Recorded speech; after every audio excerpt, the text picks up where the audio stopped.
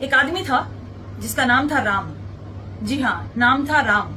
आस पड़ोस के लोग राम बाबू के नाम से जानते थे। लोगों का कहना था कि वो इतना गंदा आदमी था, इतना घिनौना आदमी था कि हमेशा काम वासना से भरा रहता था। सोचता था कि कहां कोई लड़की मिले जिसे मैं दबोच लूं, कहां कोई महिला मिले जिसके साथ मैं दुष्कर्म कर दूं। लेकिन वो डरता था, उसे डर लगता था कि उसकी वासना कहीं बाहर आ गई और पुलिस ने पकड़ लिया तो अच्छा नहीं होगा। लेकिन जब राम ने देखा कि राम रहीम जैसे लोग पैरोल पे छूट रहे हैं तो राम का मनोबल बढ़ गया। जब राम ने देखा कि आसाराम जैसे बलात्कारियों को वीआईपी ट्रीटमेंट मिल रही है इस देश में, इस सरकार में, तो राम का मनोबल बढ़ गया। राम ने देखा कि बलात्कारियों को, शोषणकर्ताओं को टिकट देकर सांसद, विधायक, मंत्री बनाया जा रहा है, करोड़पति बनाया जा रहा है, तो राम का मनोबल बढ़ गया। राम ने देखा कि बिल्किस बानो के बलात्कारियों को, हत्यारों को छोड़ा जा रहा है जेल से, फूल मालाएं पहनाई जा रही है, तो राम का मनोबल बढ़ गया। उसे लगा कि मैं भी करूंगा तो मुझे भी फूल मालाएं पहनाएंगे, मुझे भी टिकट देकर सांसद, विधायक बनाएंगे, मेरा तो कुछ नहीं होगा, ये कानून तो कुछ नहीं करता, ये सरकार तो कुछ नहीं करता। उसका मनोबल बढ़ गया।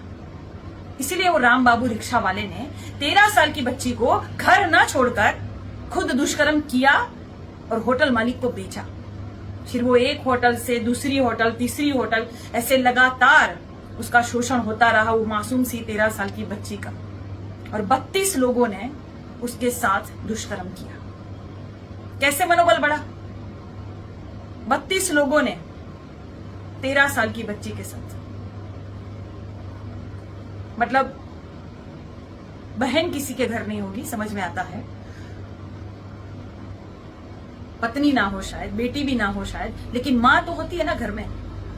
मां तो हर किसी के पास होती है ना। जरा भी शर्म नहीं आती है। 13 साल की बच्ची को नोच रहे थे, वो होश में आ रही थी, उसे तकलीफ हो रही थी तो उसे दारू पिलाया जा रहा था कि उसे तकलीफ ना हो। लेकिन दुष्कर्म करना है, जरूरी है, क्योंकि कुछ होना नहीं है ना, डर नहीं है, भय नहीं है किसी को।